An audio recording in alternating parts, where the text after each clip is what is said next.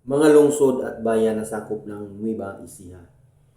Mga lungsod or cities: Cabanatuan City, Gapan City, Palayan City, San Jose City, Sayan City of Muñoz.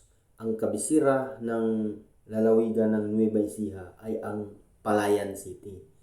Mga bayan or munisipalidad: ang bayan ng Aliaga, Bungabon, Cabiao, Karanglan, Cuyapo, Gabaldon, General Mamerto, Natividad, General Tinio, Gimba, Hain, Laor, Likab, Lianera, Lupao, Nampikuan, Pantabangan, Piñaranda, Quezon, Rizal, San Antonio, San Isidro, San Leonardo, Santa Rosa, Santo Domingo, Talavera, Talugtog, Saragosa.